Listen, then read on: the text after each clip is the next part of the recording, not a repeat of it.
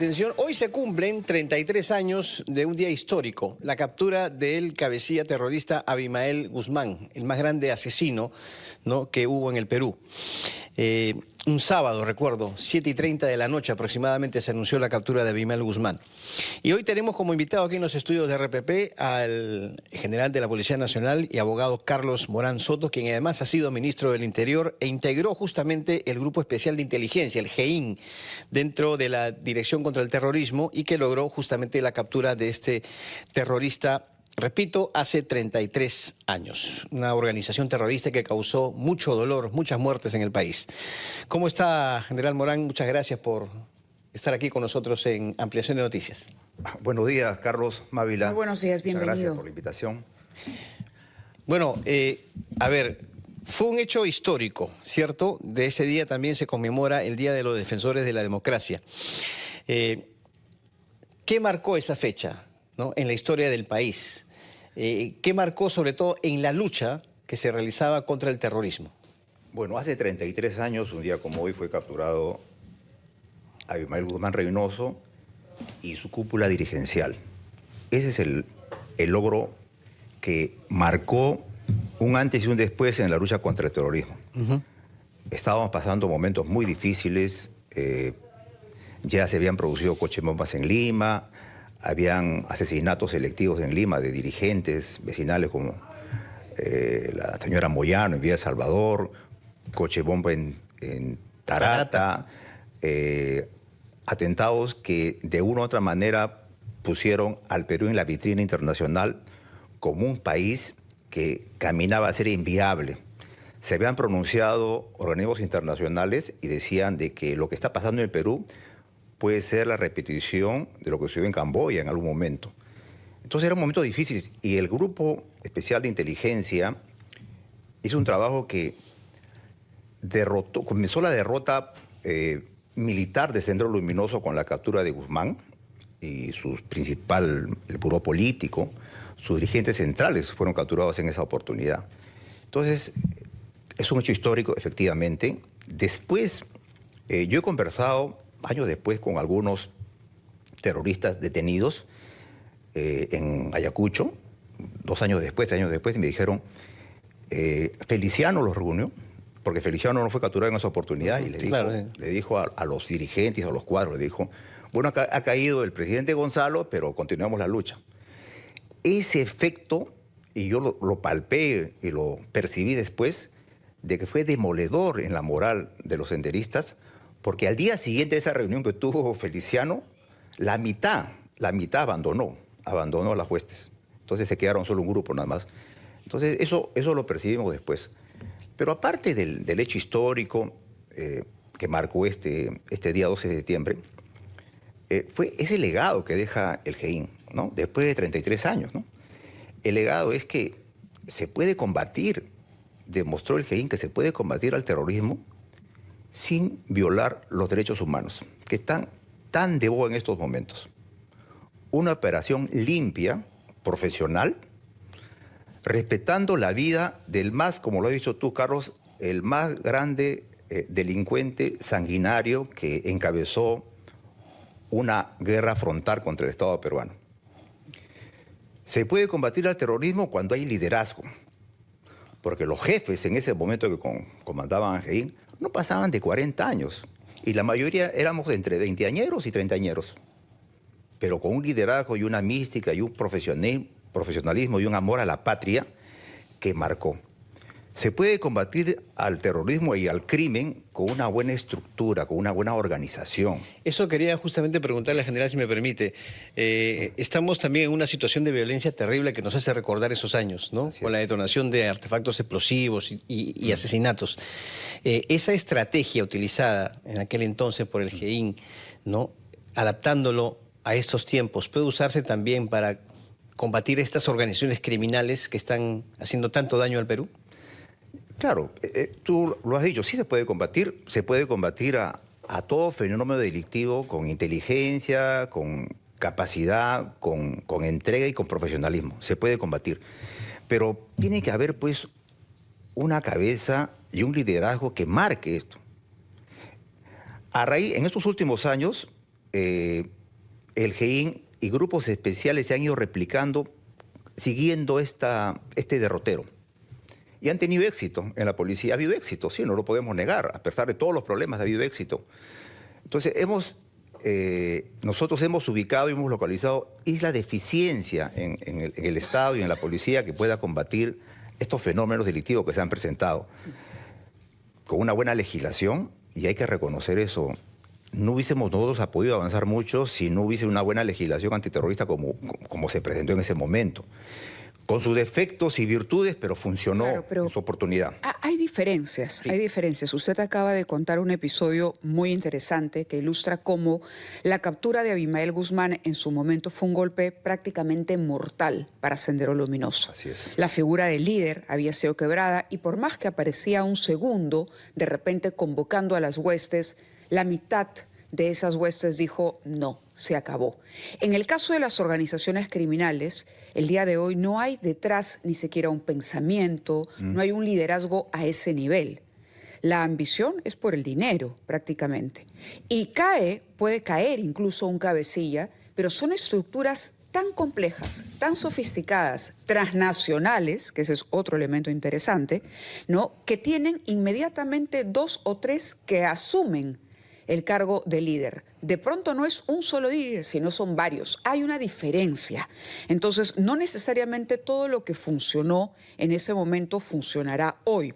Yo quería hacerle una pregunta concreta, y creo que tenemos que ir a la pausa, sobre la presentación y algunas propuestas que ha hecho el ministro del Interior en el marco de la interpelación a la que fue sometido ayer por el Congreso, como por ejemplo la ampliación de los plazos de detención preliminar, que él dice que serviría para poder ampliar el tiempo que tiene el policía para interrogar, por ejemplo, para poder hacer interrogatorios, que hoy son 48 horas. Él propone que esto se amplíe, entre otras cosas. Me gustaría conocer su opinión sobre las diferencias, pero también mirándonos en el espejo de ese éxito, ¿no?, pero trayéndolo a la situación actual. 31 minutos de la mañana de este viernes 12 de septiembre, un día especial para los peruanos, un día que pasó a la historia en 1992 cuando se capturó al líder de Sendero Luminoso, Abimael Guzmán.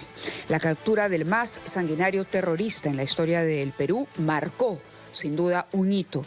Y ahora, conversando con el general y exministro del Interior, Carlos Morán, le preguntábamos si acaso algunas de las estrategias aplicadas entonces frente a ese enemigo, que tiene diferencias con el enemigo actual, que es el crimen organizado, podrían traerse a la actualidad. Hablamos, por ejemplo, de ampliar periodos de detención, fiscales o jueces sin rostro, penas de muerte, cadenas perpetuas. Son las medidas que últimamente escuchamos en la boca de las autoridades.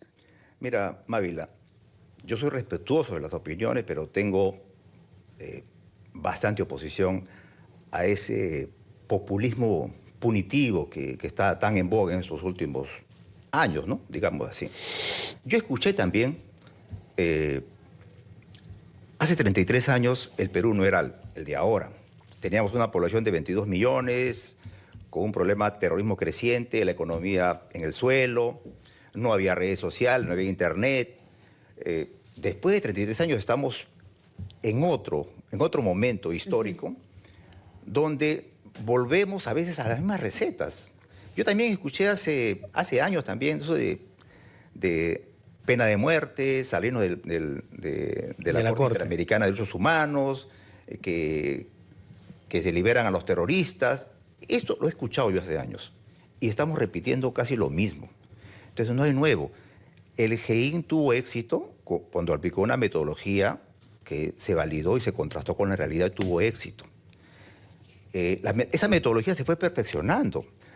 No estoy de acuerdo con ampliar, por ejemplo, los periodos de detención de las personas. Que es una propuesta que anoche ha hecho pública aquí, conversamos en Prueba de Fuego con el ministro, y el ministro dijo que lo iba a plantear a la presidenta. Yo discrepo, porque esto también de trasladar presos al SECO de El Salvador, necesitamos un problema. El problema real del Perú es que nosotros, y eso hay que reconocerlo, no hemos hecho nuestra tarea en estos 33 años. Cuando dice nosotros, en forma general, hablamos del Estado, ¿no? El Estado principalmente no ha hecho su tarea. Por eso es paradójico, ¿no? Hace 33 años, cuando salíamos y las noticias de la captura de Guzmán, toda la población, en general, toda la población aplaudía a la policía porque se sentía que se había liberado de un enemigo mortal que amenazaba la seguridad, la existencia de nuestra nación.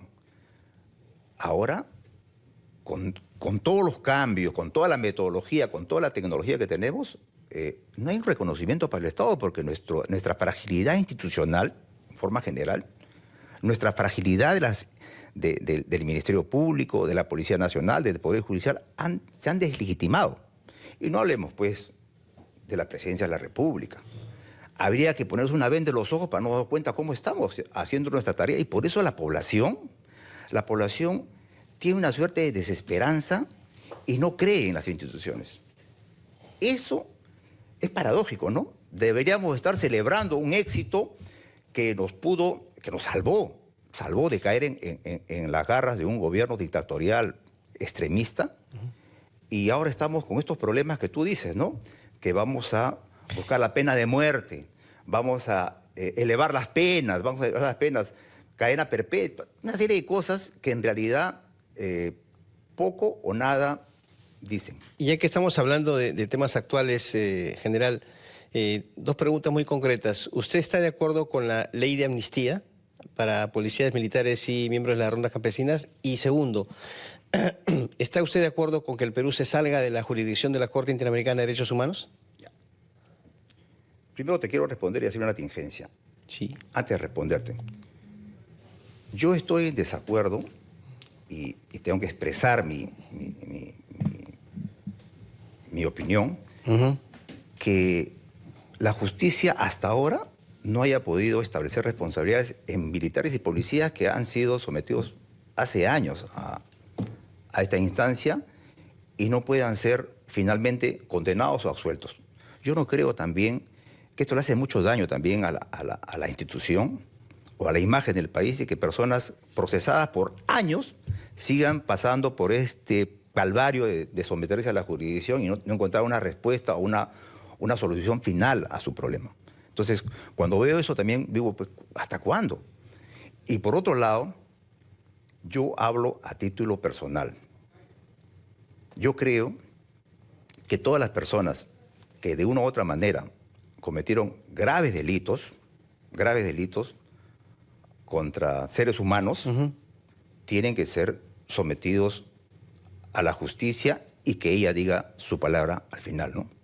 Puedan ser condenados o absueltos. Pero no podemos estar en esta situación. ¿Eso quiere decir que está usted en desacuerdo con la ley de amnistía? ¿O? Claro. Ya. Eso es lo que te digo. Además, ¿por qué no podemos nosotros generalizar el trabajo valiente que hicieron policías y militares?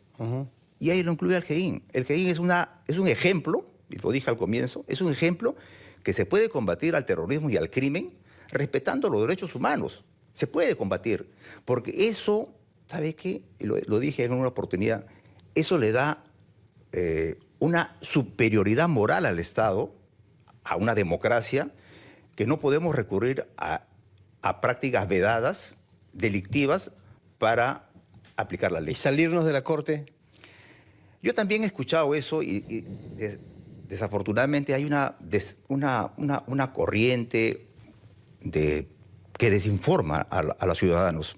Y lo comentaba contigo y con Mávila, la Corte Interamericana de Derechos Humanos responde a un sistema interamericano de derechos humanos que tiene su origen en la Carta Universal de Derechos Humanos de las Naciones Unidas. ¿Y por qué se crea este sistema? Después de los horrores de la Segunda Guerra Mundial, se reúne un grupo de países para establecer medidas de igualdad, de defensa de las personas, del ser humano, que es más importante, ¿no? Y el acceso a la justicia. Entonces, cuando nosotros decimos, nos salimos de la Corte Interamericana, suena muy fácil, ¿no? Pero, y también hay una mentira acá, cuando dicen que solo defienden a terroristas. No, la Corte Interamericana está mucho más allá. Es un tribunal supranacional que puede velar por los derechos a la vida, a la igualdad, al trabajo. Y he visto sentencias de la Corte donde le da la razón o una sentencia favorable a trabajadores que fueron, por ejemplo, despedidos. Sí, claro. Personas, ¿te recuerdas del caso Ipcher? Claro. También se sometió a la Corte Interamericana y muchos casos más. Personas que han sido dañadas, han sido discriminadas por su orientación sexual o religiosa. Entonces no es solo, y acá la ciudadanía tiene que estar presente, no es solo y no es real que digan solo casos de terrorismo.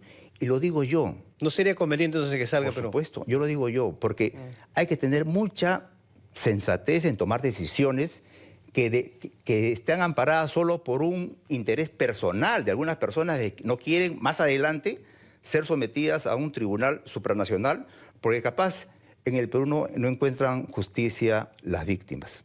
Eso es lo que yo tengo que decir, Mávila. Muy bien, ha sido bastante claro, general, con sus respuestas.